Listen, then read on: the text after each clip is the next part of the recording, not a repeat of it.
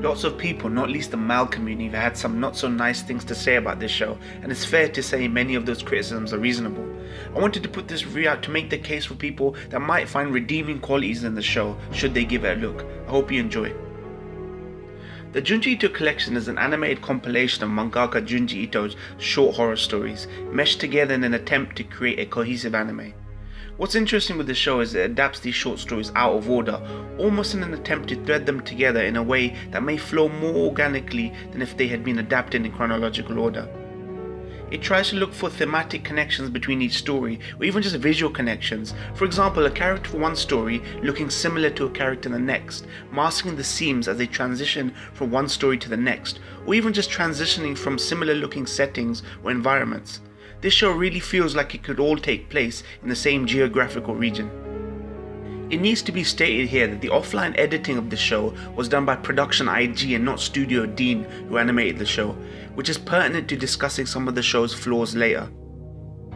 Offline editing is when people take the original work print, make a copy of it, and then edit it.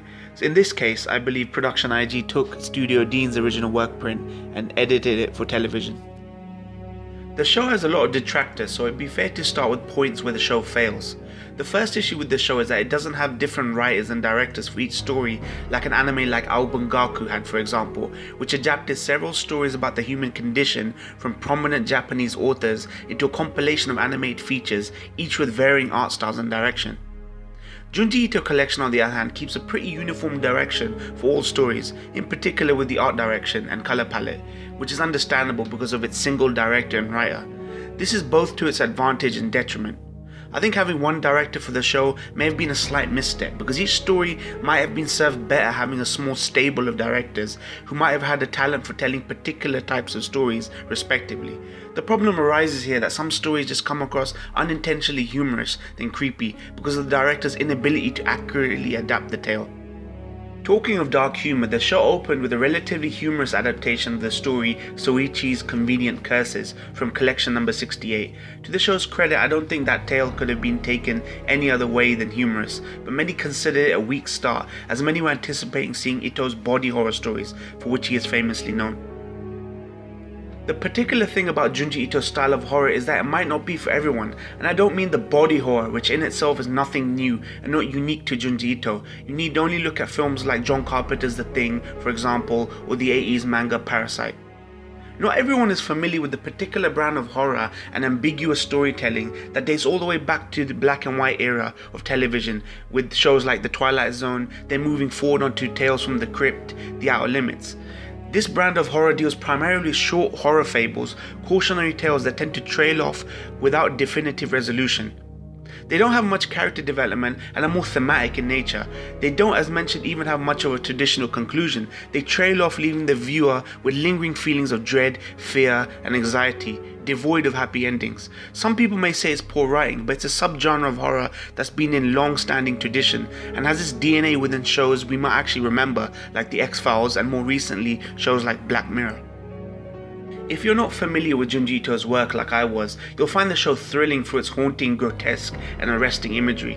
The show, in its attempt to deal with the macabre, employs the strange tactic of the main characters and supporting characters never reacting shocked or surprised to the bizarre scenarios taking place. This is obviously intentional to emulate a nightmarish quality to the show, and as all millenniums were taught with Inception, dreams, they feel real while we're in them, right?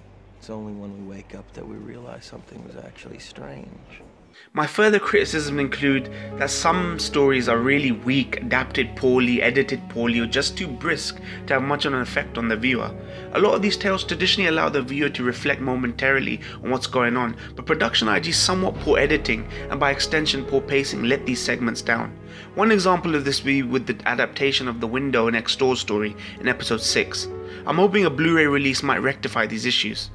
I would say that despite its flaws, shows like these and Devilman Crybaby are great palette cleansers in a market that is oversaturated with more types of one anime than others. I'll bring up Aobungaku again. from before as comparison, because that show had its strengths and weaknesses, but you could take each tale as its own thing. It had its own art style, its own direction. It was much easier to segment the good from the bad. Here, even though some stories were stronger than others, similar to Abugaku, it's hard not to separate them from the whole and end up just considering everything bad, because it employed the same subpar animation quality for everything relative to Ito's manga, and that editing was uniformly bad even for its strongest stories.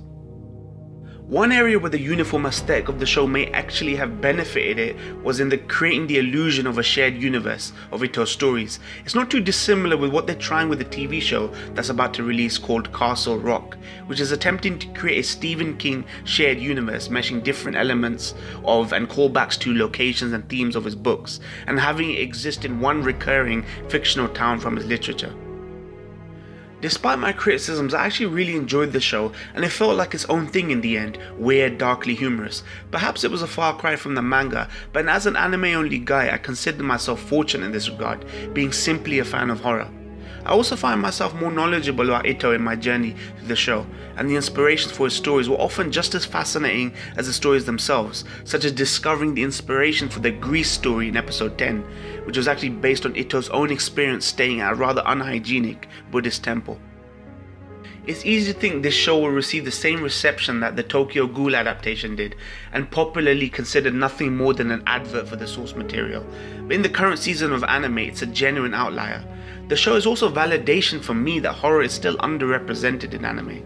I mean, we've had plenty of action horror, but not the creepy kind of horror that Ito's source material provides. In fact, the last time I felt a traditional type of horror was in a show that you probably wouldn't expect. I'm talking about the latter episodes of Shinsekai Yori. From my perspective, that this is quite damning as to horror's representation in the medium. I'd give this show an unashamed 7.4 for my enjoyment of it, and I was willing to overlook its flaws in favour of recapturing the feeling of watching shows like this from my youth. You can call me a nostalgia fag if you want, but this review serves at least some sort of justification. Thank you for watching.